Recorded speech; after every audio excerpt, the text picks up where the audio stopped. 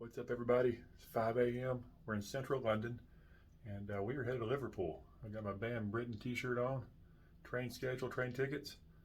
Follow along with us. Here we go, all the way to Liverpool.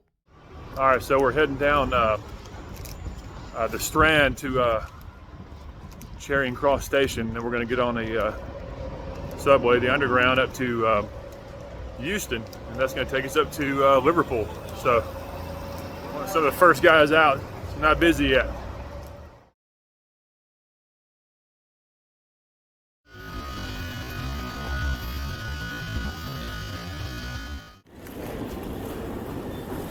All right, so what you do is you get these tickets at any train station. We got ours down at Victoria, but now we're here at Euston Station, just trying to find a platform to get on. Apparently, the first train has been canceled, so we're hoping to connect on the second one, which might put us close getting to the tour on time, which is at 10 a.m. So wish us luck. I'll pick it back up as we start to board. Platform 6, they just posted it. Everybody's making a mad run for the trains. I just hope everybody's not going on the magical mystery tour. 6:30 a.m. we are finally rolling.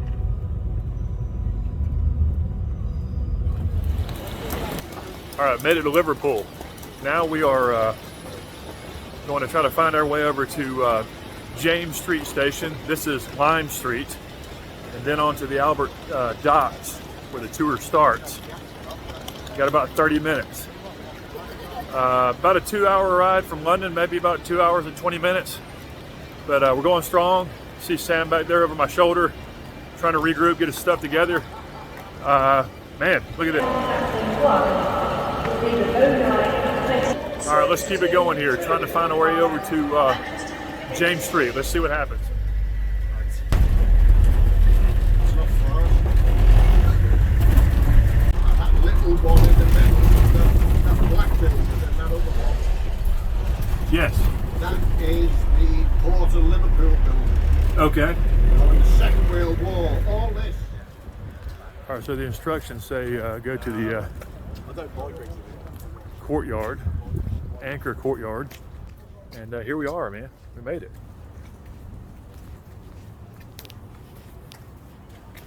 Let's see here. Guess we go in here. There's a souvenir store here. Awesome. What's up? Got our tickets. We're heading to the bus. I hope everybody don't get mad. I'm going to be sitting right next to the driver, the tour guide, the whole way. Here we go.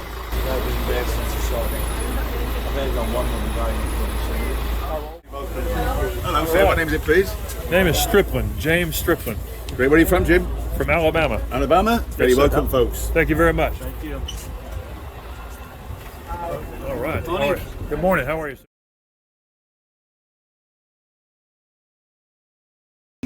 Good. Well, Rob, on behalf of Cabin City Tours, welcome to the Magical Mystery Tour. Yeah! As you know, it's a 2-hour tour taking us around all the places which plays such a big role in the Beatles story.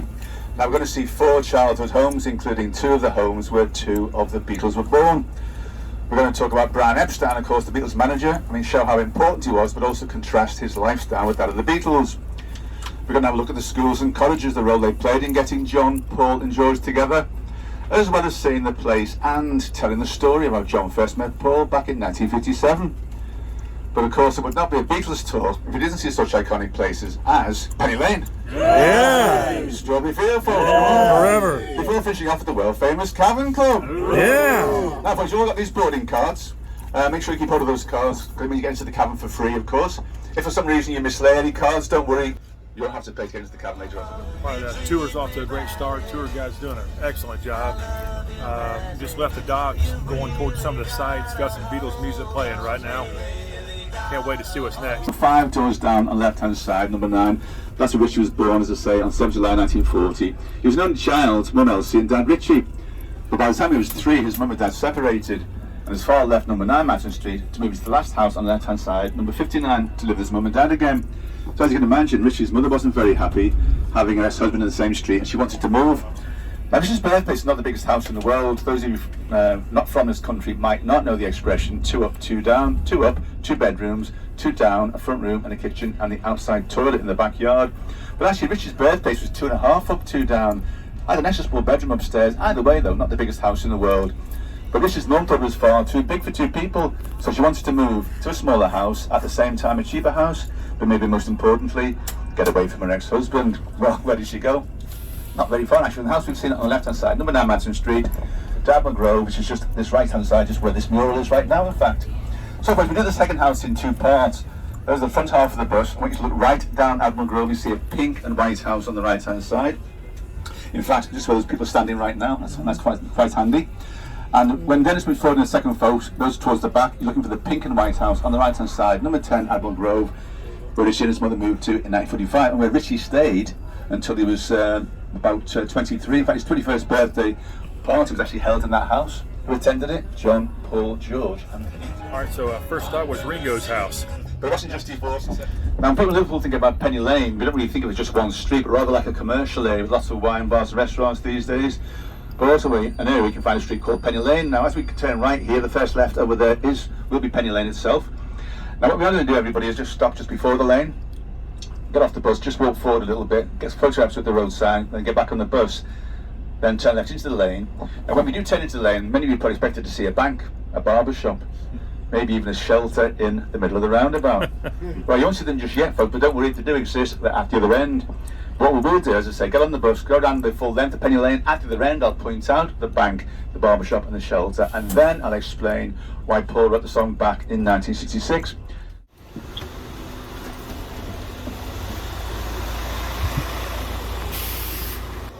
All right, so we just get off the bus and looks like our first stop is Penny Lane. How about that?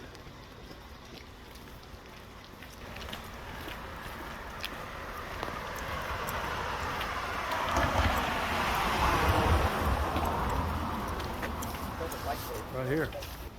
And turn it over to the driver for a quick pic.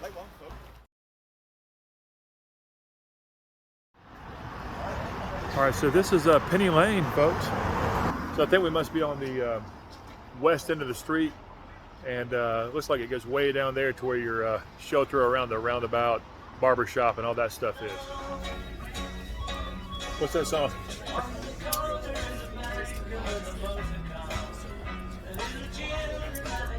We're on Penny Lane right now. I know the firemen like to keep the fire engine clean, but I think the Magical Mystery Tour bus is pretty clean too.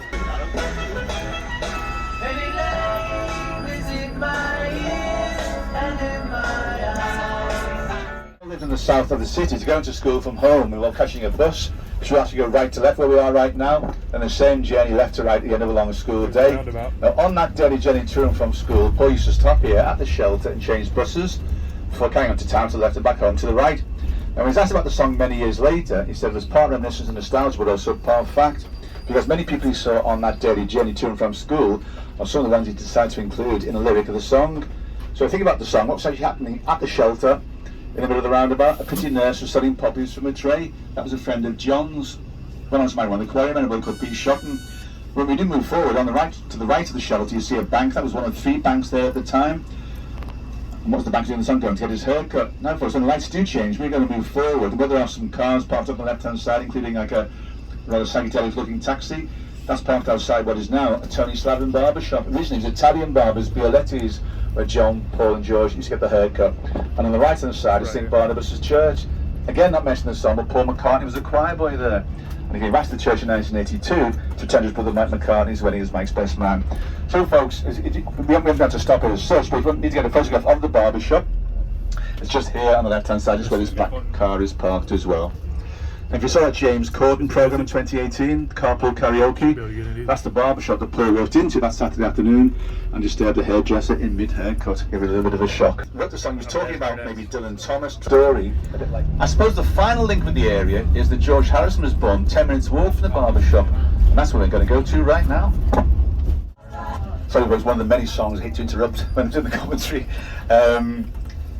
So now, folks, we won't enter the part of Liverpool known as Wavertree, where George Harrison was born on the 25th of February 1943. Like Ringo, George was born at home. And before when talking about Ringo, I told you he was born in 2.5 up, 2 down, the extra small bedroom upstairs. But George was born literally in 2 up, 2 down. 2 bedrooms upstairs, a front room and a kitchen downstairs, and the outside toilet in the backyard. But of course, in Ringo's case, once his mum and dad separated, there were just 2 people living in the Ringo's house. In George's case, there were 6 people living in 2 up, 2 down. Because George was the youngest of 4 children, also the youngest of 4 Beatles. But George always said that front room downstairs was only used for special occasions. So really, we're talking about 6 people living in 3 rooms.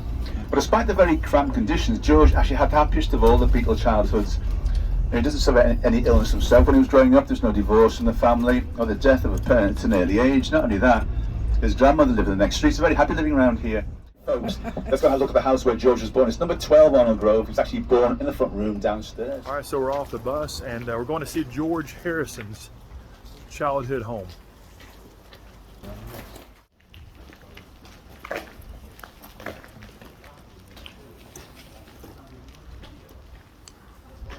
All right, so apparently George Harrison was born here on the bottom floor.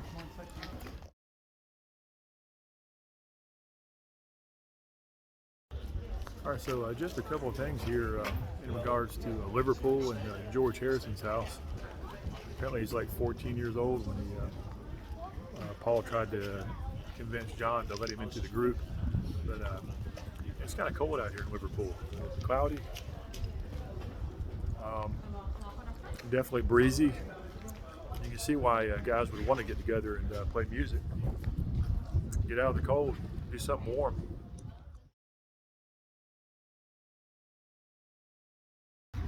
Imagine what it would be like to be maybe in your mid-20s living in London in the 1960s with all that money and these beautiful places, Boy, couldn't imagine. When John lived when he was... What we'll do is just go a little lay by up there, slightly as well. Now, just to give you an idea where John's house is. John's house is maybe just 10 minutes walk from where we are right now. And you can also, so that we're going to get the pictures next to. Going to Strawberry Fields. That's the one. Here we go.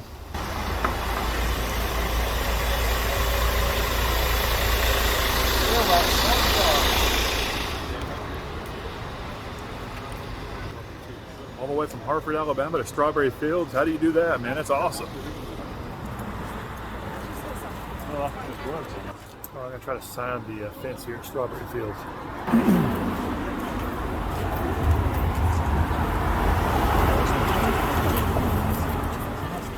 It's like that's like Max from Submarine, isn't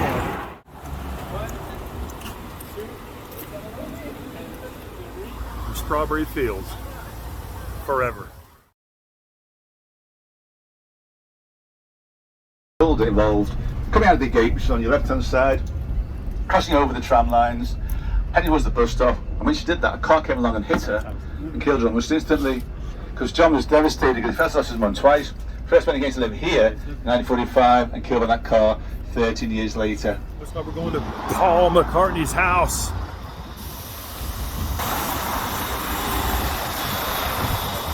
Last stop on the Magical Mystery Tour before they take us back to the Cavern Club, but we're seeing a lot of stuff so far. Ringo's house, George Harrison, Penny Lane, Strawberry Fields. Now we're going out here to Paul's, and I recognize this from the visit with he and James Corden. Let's take a look. Apparently there's another tour that you could come on and you can go into the house. House was bought in 1995 by National Trust and let you go in there and visit, but we've got some other stuff planned. All right, so this is our final stop on the Magical Mystery Tour. It's Paul McCartney's house, and you know, I just recently attended a Paul McCartney concert, and it was spectacular in itself. But one of the most spectacular things within that show was before they started the show, they did a I don't know if it was a superimposed picture or an old photograph of Paul in his bedroom window. They zoomed in on it, and then they went up and over the house and showed all the different places that Paul went from here. So it's been cool seeing these things, these places, and let's do like Paul did in the song. Woke up, got out of bed, ran a comb across his head, and we got to make the bus in seconds flat. Here we go. Next stop, the Cavern Club.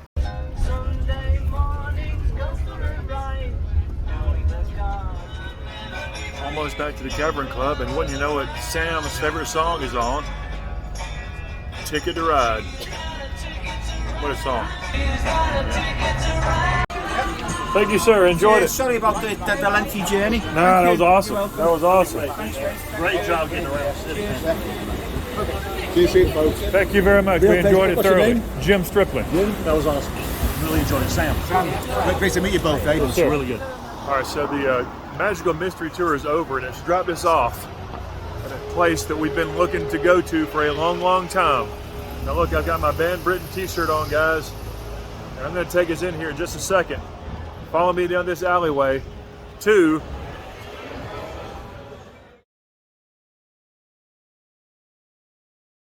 all right, so here I am, folks. I'm headed to the bottom stairs of the Tavern Club. I'm officially going in for the first time. Unbelievable. Beatles are playing in the background.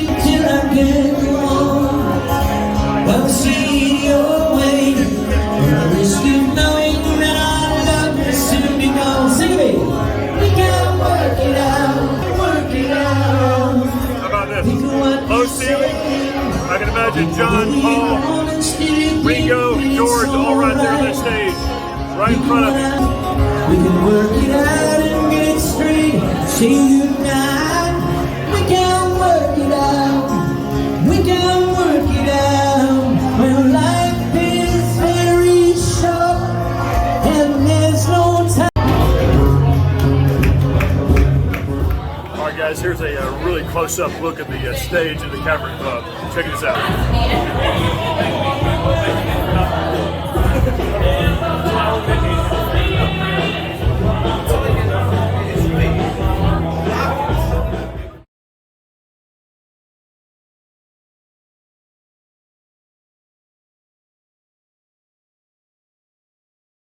Beatles complete! Yeah!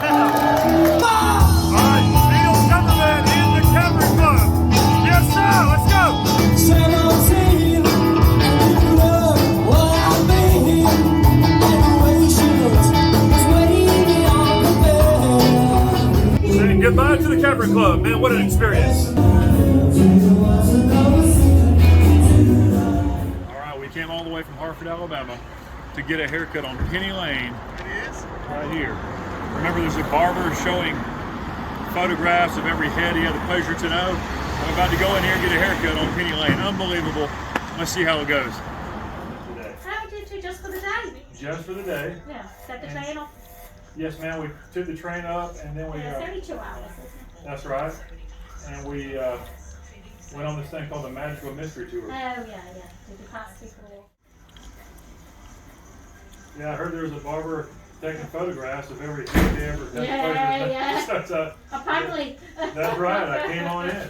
Yeah.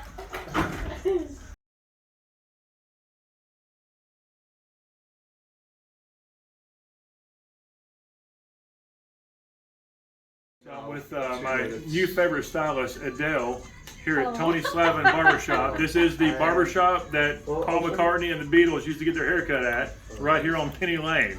So, Should have sat matching because that's the tune he sat on when he played. is that right? Well, I'm no Sir Paul, so this is probably good enough for me. And hopefully I'll get my picture on the wall, right? Yeah, well do, love.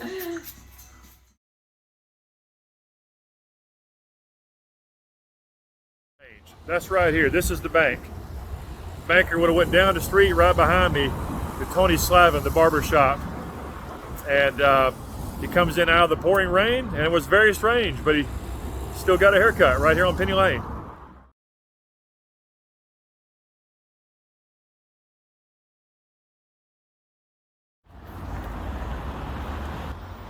That's a real trip right here. We're actually going to go catch a cab right here at the roundabout.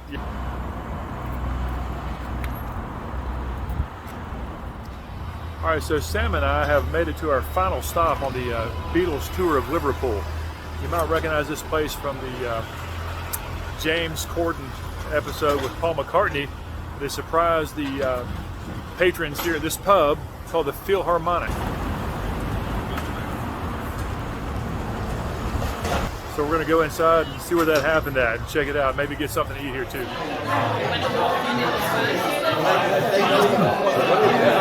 All right, so apparently the episode where James Corden and Paul McCartney came in here and Paul played a surprise concert was a little bit different than you see it now. They pulled in a fake bar, and Paul played up against these windows right over here behind me.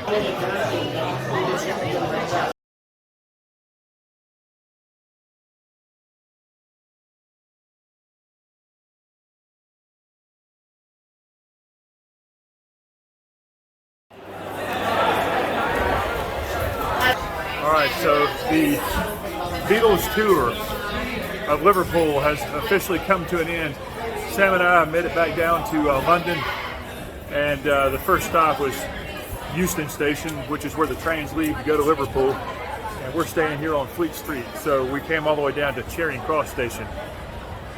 If you like the Beatles, like I do, hey, go up to Liverpool, make a day trip out of it. Leave early, first train out of central London, go all the way to Liverpool and back.